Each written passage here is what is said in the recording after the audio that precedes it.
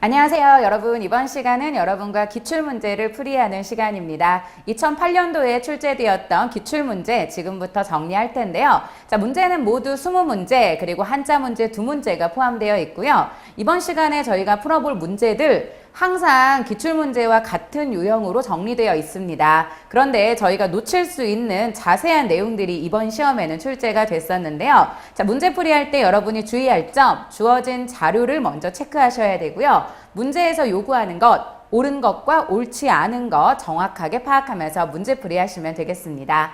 자, 이번 시간 1번 문제는 선사시대 문제부터 시작하는데요. 모든 문제는 저희가 공부한 순서대로 출제되는 경우가 많습니다. 그래서 1번 문제들은 맨 처음에 공부하는 역사, 선사시대를 꼭 기억하셔야 되고요. 여기에서는 구석기나 신석기 그리고 청동기 문제가 출제되기 때문에 이와 관련된 유물과 유적 그리고 사료들을 체크하면 되겠습니다. 자, 먼저 1번 문제 풀어볼게요. 자, 1번 문제는 밑줄 친 부분에 대한 설명을 읽고 옳지 않은 것을 고릅니다. 자, 여기에서는 A, B, C에 대한 설명이 정리되어 있고요. 힌트를 찾으시면 됩니다. 먼저 A는 돌, 보습, 돌괭이와 같은 석기류. 여기에서 말하는 석기류는 간석기고요. 또 하나의 힌트는 빗살무늬 토기가 정리되어 있습니다. 자, 그리고 B층을 내려갔더니 기둥 구멍이 있는 장방형의 주거지에서 출토된 것, 반달돌칼, 민무늬 토기가 나왔고요. 또 C층에서는 힌트, 철기로 된 농기구가 다수 출토되었습니다. 자, 그렇다면 여기에서 A, B, C층에 대한 설명이 모두 정리됐기 때문에 간단하게 A는 신석기, 그리고 B는 청동기, 그리고 C는 그래서 정리되어 있듯이 철기라는 걸 적어놓고 이와 관련된 보기를 연결합니다. 자, 문제에서는 또한 옳지 않은 것을 고르라 했기 때문에 이 내용도 주의하셔야 되겠죠?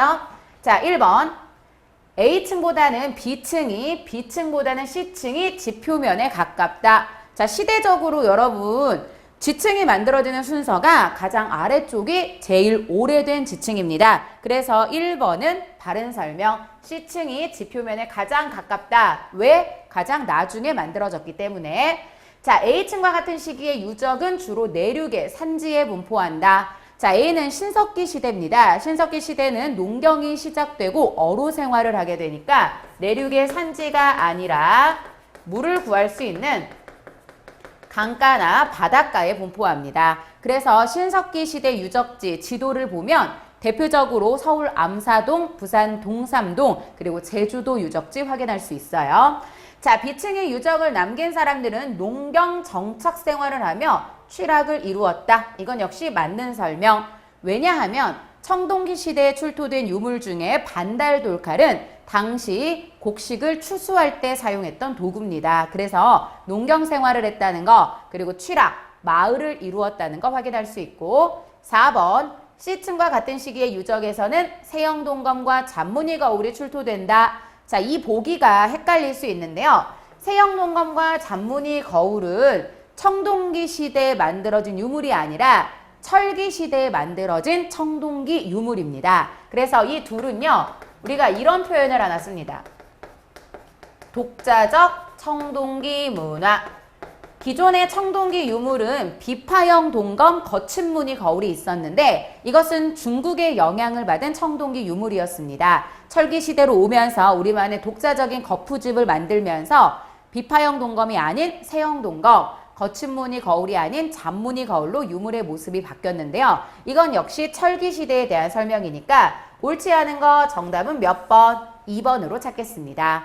자, 이처럼 1번 문제는 선사시대에 관련된 문제로 구석기, 신석기, 청동기, 철기 시대를 모두 알고 있어야 풀 수 있는 문제였고요. 2번은 발해에 관련된 역사적 사실로 옳지 않은 것. 발해의 경우는 왕들을 기억하셔야 되고요. 지도와 또 유물을 기억하면 되겠습니다. 일본에 보낸 국서에서 고려 국왕임을 자처하였다. 자, 이것은 문왕 때의 일인데요. 발해는 고구려 계승의식이 뚜렷한 나라입니다. 그래서 일본에 보낸 문서에 자신들을 고려 그리고 고려 국왕이라 표현했죠. 문왕 때는 당나라와 친선관계를 맺으면서 정치체제를 정비하였다. 정치체제, 삼성육부제를 수용을 하는데 이것을 수용은 했지만 운영 방식은 독자적으로 하였다까지 정리합니다. 2번도 바른 설명. 자, 무왕 때는 대부분의 말갈족을 복속시키고 요동지역으로 진출하여 해동성국을 이루었다. 발해의 전성기를 일컫는 말이 해동성국인데요. 해동성국은 9세기 선왕 때의 모습입니다. 무왕 때는 당과 신라에 대해서 적대적인 외교관계를 펼쳤고요. 무왕 때는 오히려 흑수말가를 이용해서 당을 공격하기도 하였습니다. 4번, 발해 유적지에서는 온돌, 돌방무덤 등이 발굴되었다. 발해는 고구려의 문화를 계승했습니다. 그래서 온돌이나 기와, 그리고 기와를 장식하는 치미 또는 무덤 양식 등이 고구려와 유사한데요. 돌방무덤의 경우는 정해공주묘가 굴식 돌방무덤의 형태를 띠고 있고요. 이 무덤이 고구려 양식을 계승했다라고 보여집니다. 자, 정답은 옳지 않은 것입니다. 그래서 몇 번? 3번이고요. 발해는 왕들, 대조영, 고왕, 그리고 무왕, 문왕, 선왕까지는 순서와 또 특징을 알아두시면 되겠습니다. 자, 이번 문제는 이렇게 해서 정답 3번으로 갑니다. 자, 계속해서 다음 문제. 3번 문제는 민정문서가 나왔습니다. 민정문서는 다른 표현으로 촌락문서라 하는데요. 통일신라 시대에 사용되었던 문서라고 볼 수 있습니다. 자, 주어진 지문에서는 민정문서에 나온 내용이 적혀 있습니다. 어떤 내용이 적혀 있냐? 그리고 토지의 내용이라든지 3년마다 촌주가 작성했다라는 걸 알 수 있는데, 자, 이 중에서 잘못된 설명 골라볼게요. 노동력이 국가의 주요 수취 대상이었다. 자연 촌락의 기반 위에 행정총을 편제하였다. 나무와 가축도 국가의 수취 대상으로 파악되었다.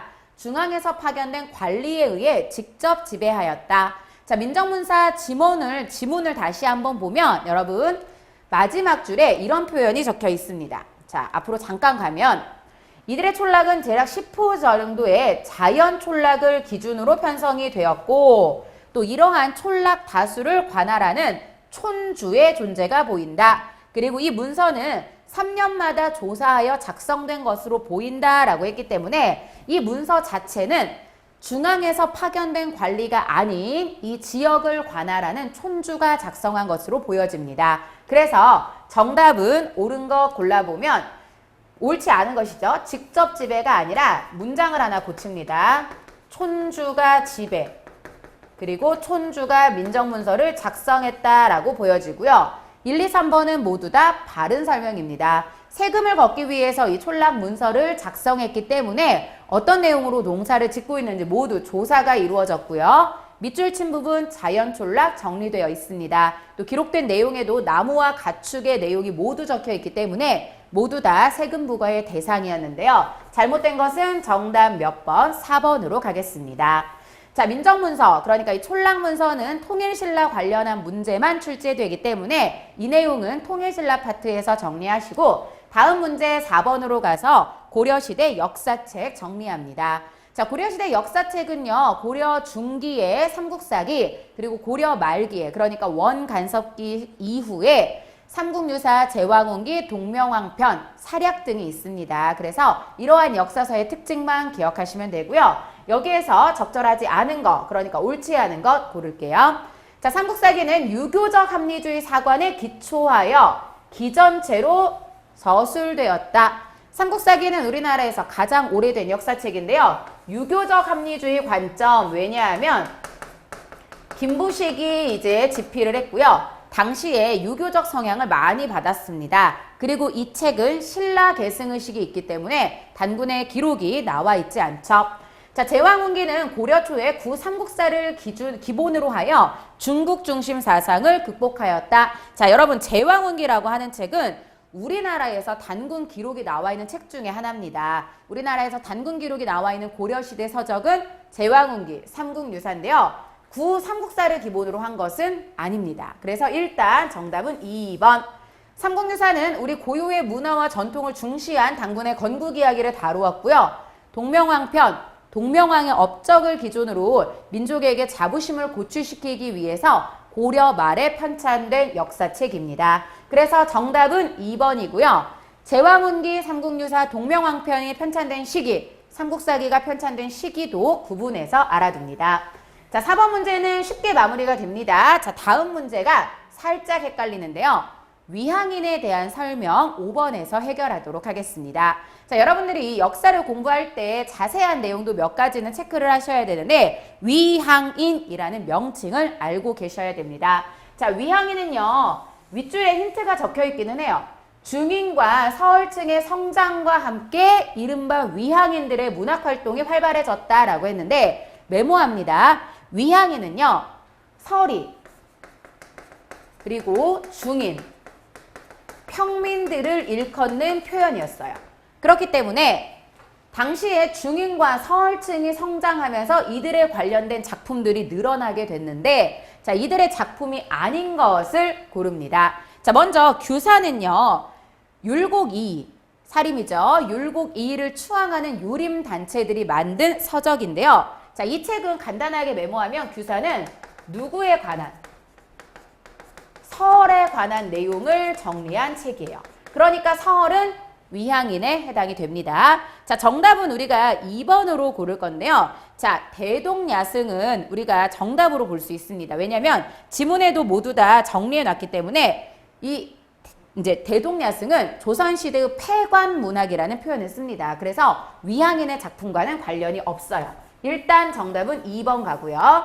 자, 그 다음에 연조기감. 자, 연조기감은 여러분이 검색을 해보더라도 규사와 함께 연관 검색어에도 나옵니다. 그래서 이 연조기감 역시 위향인의 작품인데요. 자, 이 작품은 설에 대한 이야기는 아니에요. 누구에 대한 이야기냐? 향리. 향리들에 관련된 이야기를 썼는데 당시에 이제 향리들 같은 경우는 수령을 보좌하는 역할을 담당했고 고려시대보다는 역할이 많이 축소되었는데 향리에 관련된 사적들을 모아서 정리한 책 이것을 연조귀감으로 볼 수 있습니다. 자, 그리고 마지막에 이제 호산외기에 같은 경우는 우리나라 작품 중에서 이제 여항인에 대한 이야기를 정리한 책이라고 볼 수 있어요. 이 책이 유일하다라고 볼 수 있는데 간단하게 밑줄을 그어보면 여항인이라는 단일 집단 서적이에요. 이들의 특징을 쭉 정리한 책. 유일한 서적이라고 볼 수 있기 때문에 정답은 몇 번? 2번으로 갑니다. 그래서 우리가 이제 대동야승 같은 경우는 조선시대 인조 때까지의 여러 가지 당쟁이라든지 이런 것들을 기록한 책으로 볼 수 있고요. 이 문제는 사실 많이 출제된 적은 없습니다. 그런데 이번에 출제가 됐었기 때문에 여러분들이 한 번쯤 기억해 두시고요. 5번 문제는 이렇게 해서 정답 2번으로 가겠습니다. 자, 계속해서 다음 문제 연결합니다. 6번 문제는 백두산 정개비. 자, 백두산 정개비가 나오는 파트는 여러분들 이제 러일 전쟁 그리고 이제 을사조약을 체결하는 과정에서 간도협약이 나올 때 이 백두산 정개비가 출제가 많이 됩니다. 자, 문제에서는 백두산 정개비에 대한 내용으로 옳지 않은 것. 청나라 사람들이 계속되는 국경 침범 문제를 종식시키기 위해서 조선 측에서 청나라에게 요청하여 국경을 심사하였다. 자, 여러분 백두산 정개비가 만들어지면서 우리 영토와 이제 청의 영토를 구분을 하게 되는데 이것을 우리가 심사해 달라고 요청한 것은 아닙니다. 누구의 요청이었냐? 지문 자체를 고쳐야 돼요. 청나라의 요청으로 라고 지문을 고치셔야 됩니다. 그러니까 우리가 요구한 게 아닙니다. 정답 1번 가고요. 숙종 때 조선과 청 대표가 백두산 일대를 답사하고 국경을 확정한 후 세운 것 맞습니다. 그래서 숙종 때 백두산 정개비 이렇게 연결해서 기억합니다. 청나라는 백두산 정개비에 기록된 이 토문강을 두만강으로 주장하고 있고요. 우리는 이 토문강을 송화강 지류로 해석해서 우리의 영토라고 보고 있습니다. 자, 그런데 이 백두산 정개비는 아까도 말했듯이 간도협약을 함께 기억하셔야 된다고 했는데 백두산 정개비가 있지만 이 간도협약이 체결하면서 간도가 이제 우리 영토에서 빠지게 됩니다. 만주철도 부설권을 이유로 일본이 청에게 넘겼기 때문인데요. 백두산 정개비에 대한 문제는 정답 1번으로 갑니다. 자, 다음은 이제 7번으로 갑니다. 7번은 이 책을 찾으라고 했는데 이번에 저희가 푸는 2008년 문제 중에서 제일 쉬운 문제인 것 같아요. 자, 힌트는 1866년 먼저 적혀 있고요. 로즈 제독도 힌트입니다. 프랑스 극동함대가 강화도로 왔다. 여기까지만 봐도 이 사건이 무엇인지 알 수 있는데요. 다음 줄에 써 있습니다. 프랑스 신부 살해자에 대한 처벌. 즉 저희는 역사 배울 때 이것을 병인 박해라고 배웠고요. 여기에서 통상조약에 대한 체결을 요구했지만 우리가 여기에서 프랑스 함대를 물리치게 됩니다. 자, 이 사건은 1866년에 있었던 병인양요. 자, 그런데 병인양요 때 외교장갑 도서를 약탈당하게 됐는데, 자, 이때 빼앗긴 도서는 바로 조선 왕조 의궤. 정답은 4번입니다. 자, 선원보략, 승정원일기, 조선왕조실록, 조선왕조 의궤 전부 다 중요한 서적인데요. 병인양요 때 약탈당했던 것은 외교장각에 보관되어 있던 도서, 그리고 외교장각에 보관되어 있던 도서 중에 의궤를 기억하면 됩니다. 자, 1866년에 있었던 사건은 3개입니다. 병인 박해, 제너럴 셔머노 사건, 병인 양요가 있는데요. 여기에서는 프랑스 극동함대라는 말이 나왔기 때문에 이때 약탈당한 도서를 연결하면 되고요. 이후에 1871년에 신미양요 때문 우리가 이제 수작이라고 하는 것을 빼앗기게 됩니다. 이때는 미국이죠. 그래서 병인양요에 대한 설명, 정답은 4번으로 가겠습니다.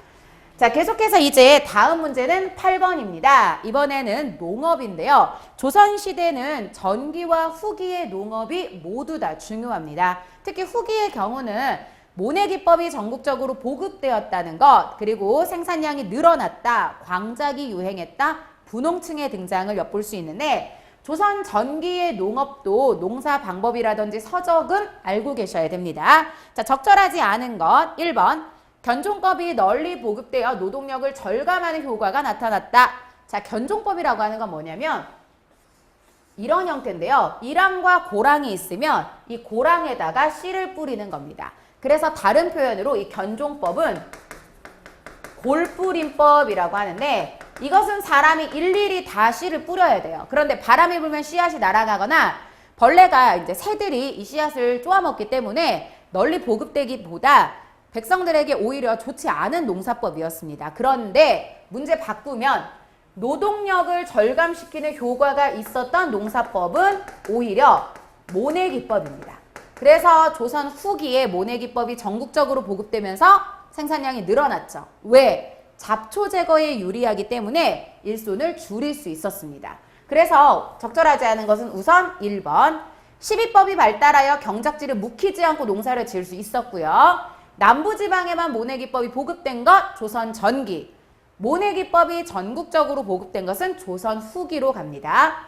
여러 지역의 농민들을 이제 만나서 경험을 수집해서 만든 책 농사직설이 있고요. 농사직설을 편찬한 사람은 바로 세종대입니다. 정답은 그래서 1번인데요. 자, 우리가 이 조선 후기 같은 경우는 이 골뿌림법이 널리 유행을 합니다. 하지만 여기에서 설명은 노동력을 절감하는 효과는 모내기법이에요. 그래서 1번 문제는 잘못된 것으로 볼 수 있고요. 적절하지 않은 것입니다. 그러니까 잘못된 거 정답 1번입니다. 자, 계속해서 다음 문제, 이번에는 9번으로 가서 조선시대의 과거제도에 대해서 정리하도록 합니다. 자, 이 중에서 옳지 않은 것인데, 자, 조선시대의 과거제도를 고려시대랑 헷갈리는 분들이 많아요. 그런데 과목이 다르고요. 선발, 인원이라든지 절차 등의 차이가 있습니다. 1번, 문과 10년시에는 초시와 복시, 왕 앞에서 실시하는 전시 등의 3단계로 이루어졌다. 맞습니다. 무과도 문과 같은 절차를 거쳐 치르는데 최종 선발 인원이 33명이었다. 밑줄 그을게요. 이 33명이라는 숫자는 문과입니다. 무과가 아니죠. 3번, 속과 합격자는 성균관에 입학하거나 문과에 응시할 수 있었으며 하급 관리가 되기도 하였다. 속과에 합격하면 진사, 생원이라는 관직을 얻을 수 있습니다. 말단이죠. 그리고 성균관에 입학을 하거나 이제 문과, 대과에 응시할 자격이 주어졌습니다. 기술관을 뽑는 잡과 3년마다 치러졌고요. 규정이 된 인원이 있었다. 정답은 그래서 몇 번? 2번입니다. 조선시대는 일반적으로 과거 시험이 치루어지는 기간은 3년마다인데 이것을 정기적으로 보는 시험이라 한다면 특별시가 따로 열리기도 했습니다. 그래서 이 3년마다 정기적으로 과거를 치렀다라는 거 알고 있어야 되고, 문과의 경우는 이제 합격생이 33명이라는 거 여기까지는 알고 있어야 됩니다. 그리고 이제 무과가 조선시대에는 실시되었기 때문에 그래서 조선을 양반사회, 양반관료사회라 하고요. 잡과의 경우는 고려시대와 마찬가지로 계속 치루어지는데 시험 자체는 잡과, 기술직을 뽑는 시험이고요. 해당 관청에서 실시했습니다. 10번 문제는 고려시대 여진족을 정벌하기 위해 편성된 부대가 아닌 것. 자, 먼저 고려시대에 편성된 부대는 여진족을 정벌하기 위해 만들어졌던 별무반, 그리고 최씨 정권 때 만들어졌던 삼별초가 있습니다. 이 두 개를 여러분이 헷갈리면 이 문제 틀릴 수밖에 없는데요. 자, 먼저 여진족을 정벌하기 위해 만들었던 부대는 윤관의 별무반입니다. 자, 별무반은 이제 특수부대인데요. 세 파트로 이제 나누어져 있습니다. 그래서 신기군, 신보군, 신의군, 항마군 중에 정답이 있는데, 자, 일단 여기에서 별무반이 아닌 것은 정답 몇 번? 3번입니다. 왜냐하면 헷갈리죠. 모두 다 신기군, 신보군 이렇게 가니까. 그런데 이 신의군 같은 경우는 여러분 삼별초 부대였습니다. 삼별초는 이제 최씨 정권 때 군사 기반이었어요. 오늘날로 치면 치안을 담당했기 때문에 이제 경찰과 같은 업무를 했었는데, 삼별초는 원래 야별초로 이렇게 구성이 돼 있다가 이 야별초가 갈라지면서 좌별초, 우별초, 그리고 신의군으로 구성이 돼 있습니다. 삼별초는 나중에 이제 몽골과의 항쟁에서 대몽항쟁을 끝까지 하죠. 원의 이제 강화 체결에 반대하면서 이제 끝까지 항전을 했는데, 정답은 그래서 일단 4번이고요.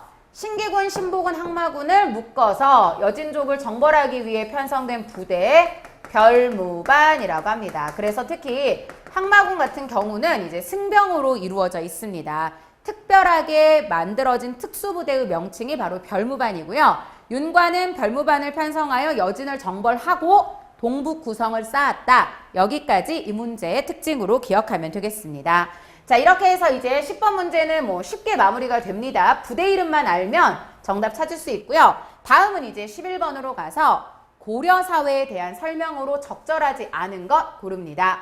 자, 고려사회는 여성의 사회적 지위가 비교적 높았다. 이 정도 기억하시고요. 고려는 문벌 귀족 사회였기 때문에 귀족들의 특권이 있었다. 이 정도도 알고 계셔야 됩니다. 자, 여성의 재가는 별 문제 없이 행해졌다. 맞아요. 그래서 여성의 재가, 연애가 자유로운 시대였습니다. 이만큼 여성의 사회적 지위가 높았다고요. 사위와 외손자까지 음서의 혜택이 있었다. 자, 음서, 일종 낙하산이죠. 무시험 특별 전형, 사위와 외손자까지 혜택이 있었습니다. 출생 순서대로 호적에 기록하는 거 맞아요.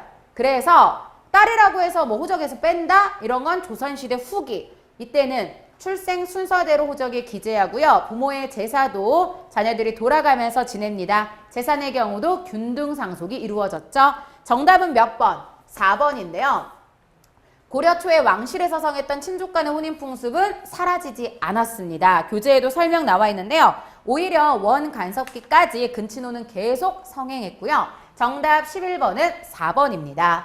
자, 고려시대의 사회는 조선시대와 비교되는 문제가 많이 출제가 됩니다. 왜냐하면 고려시대까지는 여성의 사회적 지위가 비교적 높았는데 조선 후기로 가면서 붕당 그리고 살림의 특권이 나타나기 시작하면서 성리학적 사회 질서가 유지됩니다. 그리고 이 과정에서 여성에 대한 차별, 장자 중심, 남성 위주의 생활 모습이 나타났는데요. 이 둘의 특징도 비교하시고요. 정답은 11번에 4번, 계속해서 12번 갑니다.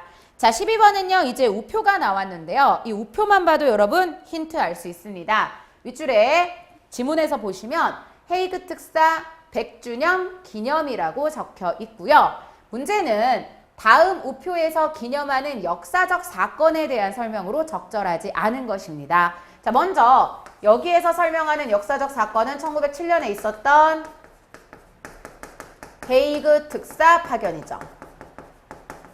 이준, 이상설, 이위종 세 사람이 네덜란드 헤이그 만국 평화 박람회에 파견되면서 특별한 임무를 가지고 갔죠. 우리가 일제의 지배에 이제 부당하게 조약을 체결했다. 이런 내용을 발표하고자 했던 건데 실패했습니다. 국제 여론에 호소하여 국권을 회복하려고 했습니다. 맞고요. 한국협회 지원 아닙니다. 회의에 참석하지 못했고요. 이걸로 고종 강퇴당합니다. 정답은 그래서 2번인데요. 자, 이 헤이그 특사가 중요한 의미가 있습니다. 고종의 노력이었고요. 헤이그 특사 파견은 실패했지만 이 사람들은 이 헤이그에 가서 인터뷰나 뭐 신문 이런 곳에서 많이 우리나라의 억울함을 호소하긴 했어요. 그런데 일제가 이것이 일제에게 발각이 되면서 박람회장에는 이제 들어가지는 못했는데 이분들은 결국에 국내에 귀국하지 못하고 타지에서 생을 마감하신 분들입니다. 그래서 헤이그 특사는 반드시 알고 있어야 되고요. 헤이그 특사 파견으로 인한 결과 4번 이로 인해 고종은 강제 퇴위당했다. 1907년의 역사로 알아두면 되겠습니다. 정답은 그래서 12번은 2번입니다. 자, 계속해서 다음 문제 13번은요. 고려와 조선의 화폐에 관련된 문제가 나왔습니다.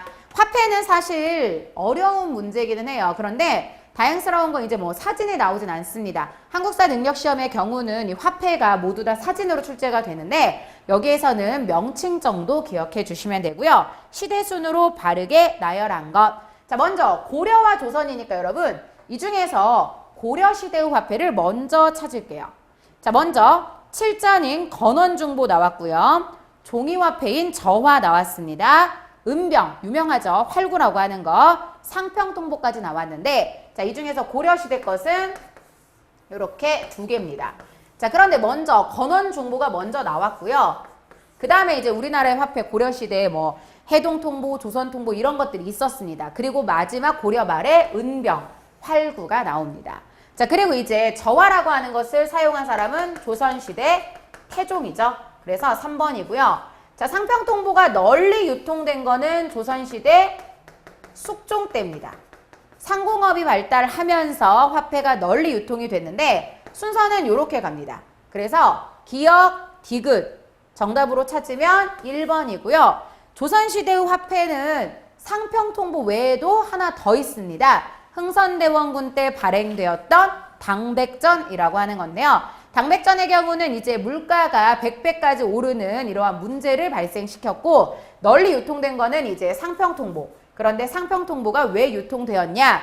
상공업의 발달과 연결하시면 됩니다. 그리고 고려시대의 화폐는 순서도 알고 있어야 되지만 어떤 게 고려시대고 어느 게 조선 건지 명칭으로는 구분을 하세요. 자, 이렇게 해서 13번 문제는 조금 헷갈릴 수 있는 문제인데요. 정답 1번 갑니다. 자, 다음은 이제 14번에서 조선 후기의 실학에 대한 내용 정리합니다. 자, 실학자는 실제 생활에 도움이 되는 학문을 연구한 사람들인데 우리가 이제 뭐 중농학파라 불리는 사람들과 중상학파라 불리는 사람들로 나누어서 정리를 하죠. 자, 잘못 연결된 것입니다. 박지원, 일명 중상학파, 양반전을 저술하면서 몬벌제도의 비생산성을 비판하였다. 맞습니다. 유득공, 금석과학록을 지어 북한산비가 진흥한 순수비임을 밝혔다. 자, 금석과학록을 지은 사람은 누구죠, 여러분? 유득공이 아니라 추사 김정이죠. 그리고 유득공은 발해고라는 역사책을 썼는데요. 국학 연구를 했던 사람입니다. 우리나라에서 처음으로 남북국 시대를 언급했던 사람이죠. 자, 유형원은 토지제도를 개혁하기 위한 균전론을 주장했고요. 유형원은 대표적인 중농학파인데 이 사람이 쓴 책은 반개수록. 자, 정약용, 실학의 집대성 맞죠? 그리고 토지제도 개혁으로 여전론을 주장했고요. 정전제를 주장했습니다. 정약용의 서적은 몇 개 알고 계셔야 됩니다. 목민심서 있고요. 한 번만 적겠습니다. 경세유표. 그리고 이제 흠음심서라는 책도 있어요. 그래서 시험에 가장 많이 나오는 인물은 정약용 또는 박지원, 박제가가 많이 출제가 되는데요. 이들의 모습, 서적과 주장을 기억하시면 되고요. 잘못 연결된 거 정답 2번으로 가겠습니다.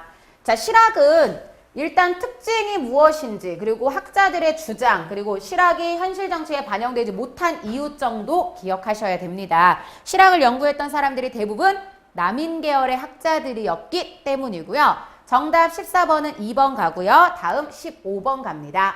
자, 이 사람은 누구냐? 일단 주어진 글을 읽어보면 자주독립이라는 말이 나옵니다. 두 번째 줄에. 그리고 나는 일찍이 우리 독립정부의 문지기가 되기를 원했는데 그렇다면 나는 미천한 자가 되어도 좋다라는 표현을 썼습니다. 자, 이 글은요. 너무 유명한 글이죠.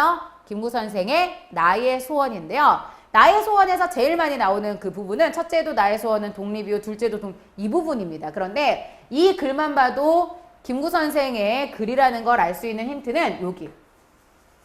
완전한 자주 독립.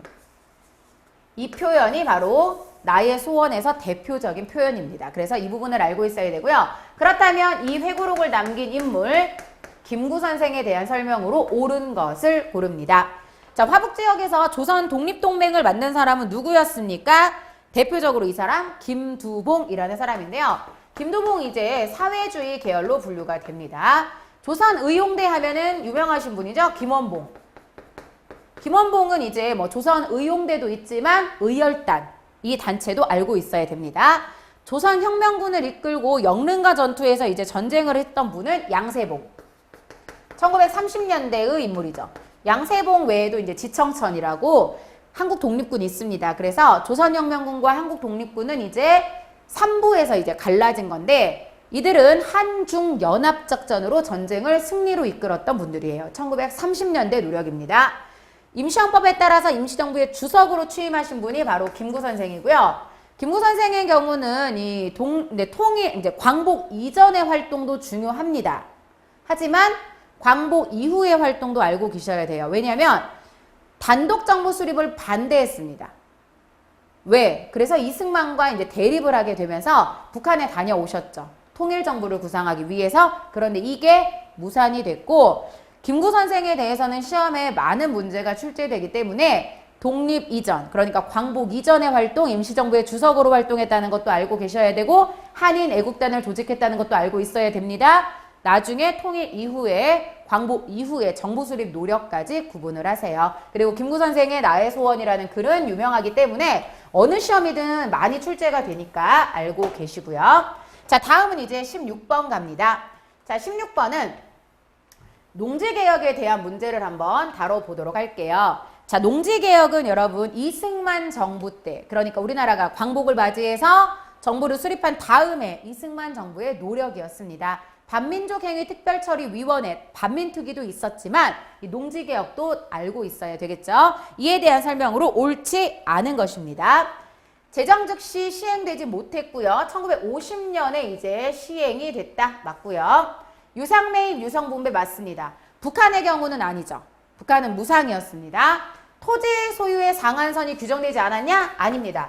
3정보로 제한을 했어요. 지나치게 한 사람이 많은 토지를 소유하는 것을 막았고요. 경작지만을 대상으로 해서 북한의 토지개혁과 차이가 있었습니다. 유상매입이었다는 것 때문에. 그래서 당시에 이 농지개혁을 했던 이유는 자영농을 육성하기 위해서입니다. 그러니까 우리나라의 토지는 일제의 토지조사 사업으로 전 국토의 70%가 다 뺏겼잖아요. 그래서 광복 이후에 그것을 일본에게서 그리고 이것을 우리나라 국민들에게 다시 팔았습니다. 그 과정에서 이 농지개혁법이 추구했던 것은 자영농을 육성하는 것이었는데 제한은 있었다는 것. 그래서 옳지 않은 것 정답 3번 갑니다. 자, 농지개혁은 이제 이승만 정부의 모습으로 기억을 하시고요. 이것과 이제 반민특위도 함께 알아두도록 하세요. 자, 계속해서 이제 다음은 17번 갑니다. 자, 이 선언은 힌트가 나와 있어요. 여기 공평. 그리고 하나 더 찾는다면 계급을 타파한다. 이런 내용을 정리할 수 있는데 자, 이것은 바로 형평운동이고요. 백정에 대한 차별을 없애달라는 1920에서 30년대의 사회주의 운동으로 볼 수 있습니다. 자, 백정에 대한 모습은 이 형평운동은 포스터가 하나 있었어요. 그래서 이 저울에 관련된 포스터 하나 기억하시면 되고요. 이 단체에 대한 설명으로 옳은 거 고릅니다. 어린이날을 제정했다. 자, 어린이날은 이제 여러분 우리가 소파 방정환 선생 기억하면 되죠? 천도교의 모습입니다. 조선공산당 아니고요. 백정의 평등한 대우를 요구했던 것 맞습니다. 그래서 이 단체가 조선형평사운동, 줄여서 형평운동이라고 합니다. 정치적, 경제적 각성을 촉구하며 기회주의를 배격한다는 신간회에 대한 모습인데요. 신간회는 1927년에 만들어졌던 사회주의 단체입니다. 근데 이 신간회가 무조건 사회주의라고는 볼 수 없는 게 신간회는 유일하게 이름을 일단 쓰고요. 민족 유일당 운동이에요. 그래서 비타협적 민족주의 더하기 사회주의 계열로 정리하실 수 있고요. 정답은 그래서 형평운동이기 때문에 3번으로 가겠습니다. 자, 이 문제는 자주 출제가 되는데요. 사회주의 계열의 운동으로 기억하시면 돼요. 사회주의는 차별을 없애자라는 노력인데 1번에 어린이날을 제정했던 이 소년운동, 이것도 대표적인 사회주의 운동으로 볼 수 있습니다. 그래서 17번까지 정답 마무리하고요. 다음은 18번. 자, 이번에도 자료가 제시되어 있는데요. 이 자료는 7.4 남북 공동성명에 대해서 설명하고 있습니다. 자, 그런데 이 7.4 남북 공동성명에 대한 것만 보면 틀려요. 지문을 끝까지 읽으셔야 돼요. 7.4 남북 공동성명에서 천명된 조국 통일의 3대 원칙을 재확인하고 대결을 해소하고 화해를 이루고자 하는 노력이다 라고 했는데, 자, 이것은 바로 90년대에 발표됐던 남북 기본합의서라고 하는 겁니다. 이 남북 기본합의서는 이제 1991년에 발표가 됐는데 7.4 남북 공동성명이 최초였어요. 남한과 북한이 이 통일에 대해서 논의를 한 첫 번째 합의 문서였는데 이것을 가지고 찾으면 정답 1번으로 가실 겁니다. 그래서 이제 1번이나 이제 다른 보기를 찾게 되는데 문제에서는 남북 기본합의서에 대한 내용이기 때문에 보기에서 고르면, 자, 보기 여러분 교재에서 이제 확인을 합니다. 1번 최초로 남북한 정상이 만났다는 건 공동선언문이기 때문에 김대중 정부 때의 모습이고요. 동시 유엔 가입 등은 이제 노태우 정부 때의 모습입니다. 그래서 정답이 2번입니다. 남북 기본합의서가 이제 발표된 시점이 어느 시대냐? 노태우 정부니까. 맞죠? 그 다음에 3번 남북조절위원회와 직통전화 가설, 이것이 바로 7.4 남북 공동성명 최초로 합의된 문서고요. 마지막 경의산 철도 복업사업은 김대중 정부 때입니다. 개성공단. 그래서 개성공단이나 금강산 관광과 함께 이루어졌던 사업이었기 때문에 보기에서 정리를 하면 1번과 4번은 굳이 적으면 이제 김대중 정부라고 적으면 되고요. 이 문서는 남북 기본 합의서이기 때문에 정답 2번 노태우 정부 유엔 동시가입을 논의했다, 이것으로 찾아주면 되겠습니다. 자, 통일에 관련한 문서는요, 시험에 나오는 게 대표적인 게 몇 개 있어요. 7.4 남북 공동성명, 남북 기본합의서, 6.15 공동선언 등이 있는데요. 순서도 중요하지만 어느 정부 때 어떤 통일 노력인지도 알아두면 되겠습니다. 자, 이렇게 해서 이제 18번까지 한국사 문제는 마무리가 되고요. 두 문제는 이제 한자 문제입니다. 한자 문제는 정답에도 설명이 되어 있기 때문에 확인하고 넘어가도록 할게요.